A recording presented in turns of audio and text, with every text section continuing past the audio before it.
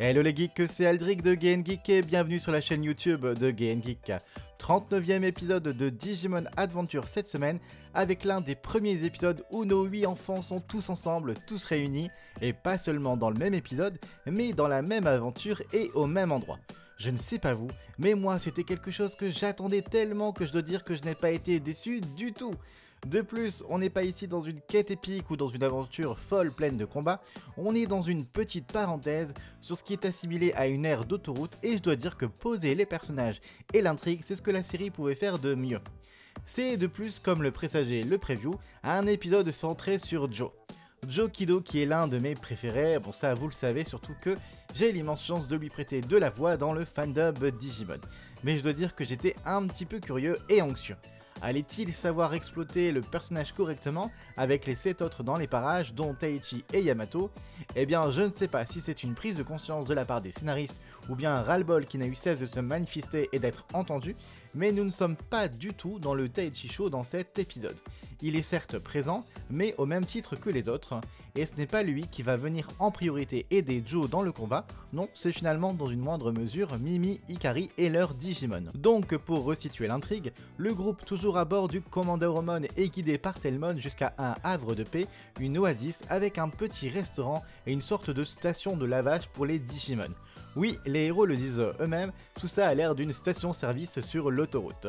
Bonne nouvelle, ils vont pouvoir se reposer et se restaurer. C'est Mimi la plus heureuse lorsqu'elle découvre que le restaurant sert ce qu'elle aime le plus au monde, des hamburgers. Certains se restaurent donc, tandis que d'autres, comme Ikari et Takelu, vont s'occuper de laver ce pauvre Commandarumon plein de poussière et de sable. Ce qui est aussi sympa dans cette scène, c'est qu'on a des échanges tout à fait naturels, je pense à Mimi et Sora, où justement Sora s'étonne que Mimi ne connaisse pas des aires d'autoroute, et en effet, cette jeune fille ne prend elle que l'avion. Parenthèse fermée, je trouve ça assez rigolo aussi que leur véhicule soit un Digimon. Il y a une certaine attache des héros envers ce Digimon, ce dernier n'est pas développé de fou, non, mais il reste suffisamment présent pour qu'on puisse également s'attacher à lui. Autre chose, cet endroit est rempli de plein de Digimon, et pour une fois, des Digimon sympas, des Digimon gentils, des Digimon mignons, mais que vois-je? Je ne sais pas sur ADN, mais moi sur Crunchyroll, les noms des Digimon étaient traduits. Et oui, traduits. Honnêtement, je l'ai pas remarqué de suite, tellement j'ai vraiment pas l'habitude, mais là aussi on a enfin entendu nos prières et nos suppliques, je ne sais pas, il semblerait en tout cas que le message soit passé, et c'était vraiment génial de pouvoir mettre des noms directement sur les Digimon et de voir leur traduction.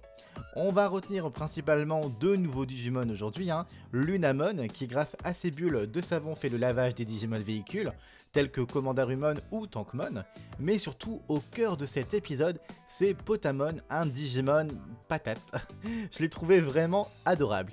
Il est mignon, il a un amour passionnant pour les frites et va se lier d'amitié avec Joe. Car oui, ce dernier aussi adore les frites. J'ai vraiment adoré ce passage où Joe se livre un peu, notamment sur son passé, ses périodes d'examen, le fait qu'il s'arrêtait faire une pause avec son propre argent de poche dans un fast-food pour acheter des frites. Joe n'a donc pas que la tête dans les études, non, il aime aussi les frites. Et comme souvent avec lui, une passion ou quelque chose qu'il aime prend souvent une très grande place dans sa vie et il a tendance à vouloir en faire des caisses. Je sais qu'un personnage comme lui peut très vite agacer, par exemple Johan lui n'aime pas du tout Mimi et Joe parce que ils sont dans l'extraversion, ils parlent fort, ils en font des tonnes, mais moi c'est exactement ce que j'adore, c'est clairement dans les enfants comme eux que je me retrouvais étant gamin. Si l'amitié de Joe et de Patatmon est ici mise en avant, c'est au détriment malheureusement de celle entretenue par Joe et Gomamon. Disons que l'épisode n'en profitera pas pour développer cela un peu plus et pourtant c'est l'un des duos où il y a le plus de choses à dire et à faire tant ils sont différents l'un de l'autre. La petite situation va donc dégénérer quand le propriétaire du restaurant annonce, le cœur brisé, qu'ils vont taroter les frites. Potamon va alors s'enfuir, s'isoler et évoluer pour se transformer en un plus gros Digimon lanceur de patates destructrices. Tout le monde va se mettre en place pour aider, combattre et sauver ce petit havre de paix. Et naturellement, le groupe fonctionne vraiment avec beaucoup d'unités et j'ai trouvé ça très cool. On a par exemple Sora, Yamato, Garurumon et Birdramon qui vont se charger d'évacuer tout le monde et de les mettre à l'abri.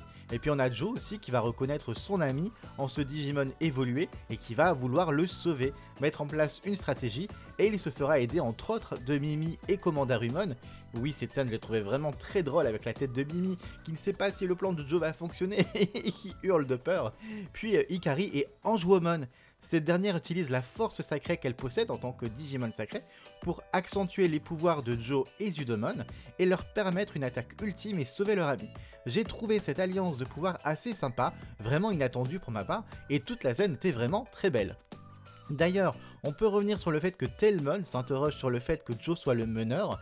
C'est vrai qu'elle découvre seulement Joe maintenant. Elle se demande ensuite s'il est vraiment le meneur du groupe ou juste un ami. Ikari lui dit peut-être les deux. En tout cas, lorsqu'elle le voit combattre et mettre en place des choses, elle décide finalement de le considérer elle aussi comme le meneur du groupe. J'ai trouvé cette symbolique assez forte, étant donné que Tailmon est jusqu'à présent ce que je considérais moi comme un véritable meneur naturel du groupe depuis qu'elle est arrivée. Elle a une certaine connaissance de ce qui se passe du monde numérique, elle prend des décisions, elle sait guider, et je me demande donc si on va vraiment avoir un Joe considéré comme le meneur du groupe par tout le monde, au détriment de Taichi, qui lui est le meneur que l'on veut nous imposer, on va dire, parce qu'il est le personnage principal. Si vous avez des idées là-dessus, d'ailleurs, dites-les moi en commentaire. Oui, je sais, il y a de fortes chances que Taichi reprenne le lead, mais bon, c'est quand même beau de rêver. En tout cas, je suis enchanté que le groupe soit réuni, chacun trouve progressivement sa place, et cet épisode démontre que l'on peut faire un épisode choral centré sur un personnage sans avoir besoin de séparer tout le monde constamment, pourvu que ça dure. Grosse surprise, c'est aussi le 4ème ending. Alors surprise oui et non vu que ça fait plusieurs jours que les images avaient filtré sur le web, mais je l'ai trouvé assez sympa. Les images sont mignonnes, il y en a quelques-unes qu'on évidemment voudrait mettre comme fond d'écran. Mais par exemple j'aurais aussi aimé moi de mon côté à un moment un nouvel opening. Je sais pas ce que vous en pensez. Je pense qu'il est maintenant trop tard et que l'on va avoir celui-ci jusqu'à la fin, mais bon, ça aurait été plutôt sympa. Avant de vous quitter, sachez également que la grosse nouvelle d'hier, le 6 mars, suite à la diffusion de Digimon Kizuna sur YouTube au Japon, est tout simplement qu'ils vont ouvrir Digimon Partner, un forum international le 1er avril. Et non, ce n'est pas une blague. Oui, pas de nouveaux films, pas de nouveaux projets d'animé.